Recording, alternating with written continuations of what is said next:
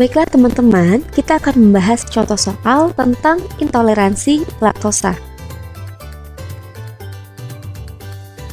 Seorang anak berusia 1 tahun datang dengan keluhan diare sejak 3 hari yang lalu. Pasien mengalami diare dengan frekuensi 6-7 kali per hari. Pada pemeriksaan fisik didapatkan abdomen distensi, diare menyemprot, dan kemerahan di sekitar anus. Pada pemeriksaan tinja, didapatkan BAB berbau asam. Apa kemungkinan diagnosis pada pasien tersebut? Apakah A. Intoleransi laktosa? Apakah B. Alergi susu sapi? Apakah C. Penyakit Hirschsprung? Apakah D. Atresia ani? Dan E. Disentri? Oke, pada kasus bayi 1 tahun datang dengan keluhan diare, dan pada pemeriksaan didapatkan BAB berbau asam. Nah, tentunya di sini teman-teman dapat menyingkirkan beberapa diagnosis banding seperti penyakit Hirschsprung, Atresia ani, dan disentri. Nah, jadi di sini kita memiliki 2 diagnosis banding seperti intoleransi laktosa dan juga alergi susu sapi. Nah, bagaimana kerangka berpikir pada kasus ini? Nah, di sini saya nantinya akan mengajarkan teman-teman bagaimana cara untuk membuat suatu kerangka berpikir. Nah, di sini saya ingin teman-teman membayangkan bahwa gambar ini merupakan suatu sistem pencernaan manusia. Nah, di mana dimulai dari mulut, kemudian akan berakhir di rektum. Oke. Nah, jadi ketika manusia mengkonsumsi makanan, maka makanan ini akan masuk ke dalam mulut, kemudian menuju esofagus, kemudian ke lambung, duodenum, hingga nantinya akan mengalir ke usus halus. Nah, di mana tempat paling banyak terjadinya penyerapan makanan. Nah, pada sebagian makanan yang mungkin tidak tercerna, ya, ataupun sisa-sisa makanan, nantinya akan dialirkan ke usus besar atau kolon, yang kemudian nantinya akan didorong dengan menggunakan gerakan Haustra dari kolon untuk sampai ke rektum. Nah, agar dibuang ke lingkungan eksternal. Oke.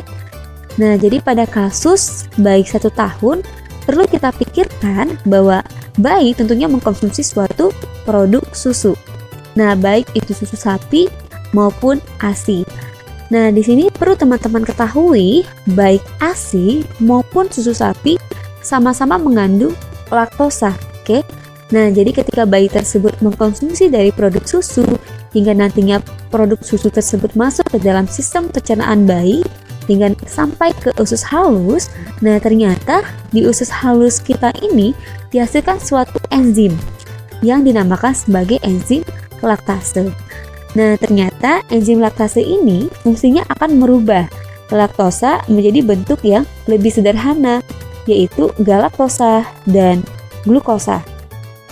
Nah, kenapa harus dirubah menjadi bentuk yang paling sederhana?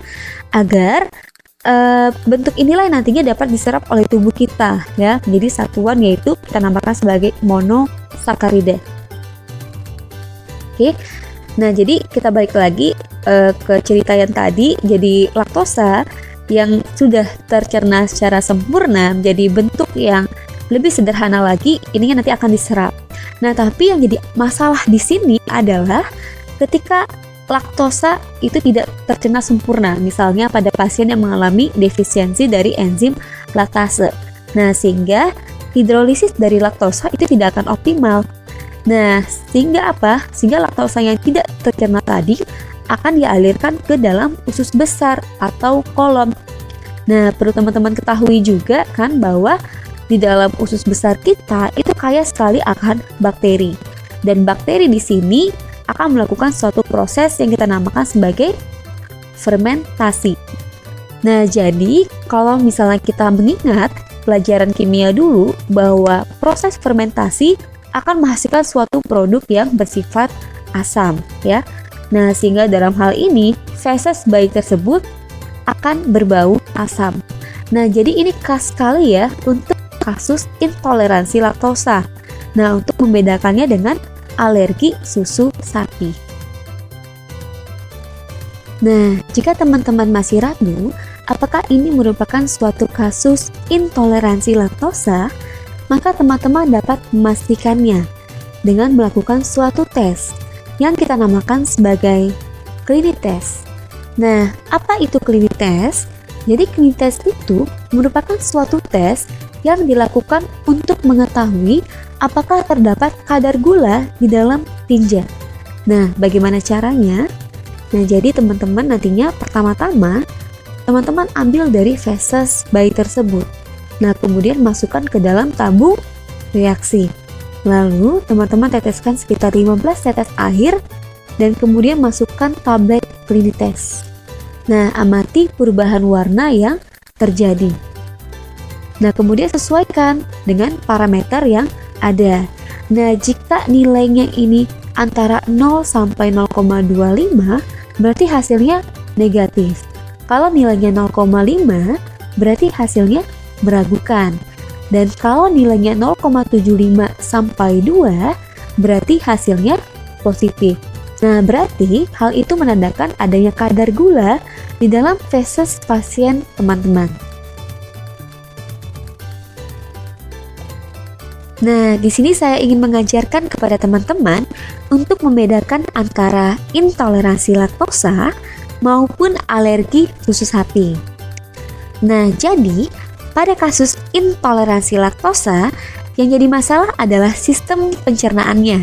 Nah, di mana pasien mengalami defisiensi dari enzim laktase sehingga laktosa yang ada itu tidak dapat dicerna secara sempurna. Nah, sedangkan pada kasus alergi susu sapi, yang jadi masalah adalah produk susu sapinya. Nah, di mana produk tersebut akan merangsang suatu sistem imun pasien yang akan menghasilkan suatu reaksi alergi. Nah, kemudian juga pada kasus intoleransi laktosa dapat terjadi pada semua umur, baik pada anak-anak maupun pada dewasa. Nah, jadi kalau teman-teman menemukan kasus intoleransi laktosa, itu tidak ditolak kemungkinan ya bahwa pasiennya bisa saja berusia dewasa. Nah, sedangkan pada kasus alergi susu sapi, nah ini biasa terjadi pada anak-anak. Nah, kemudian juga pada kasus alergi susu sapi, teman-teman dapat temukan adanya ruam pada bagian tubuh pasien. Dan jika teman-teman masih ragu apakah ini merupakan suatu kasus alergi, teman-teman dapat melakukan skin prick test. Nah, jadi jawaban yang benar adalah intoleransi laktosa. Oke, sekian dulu perjumpaan kita.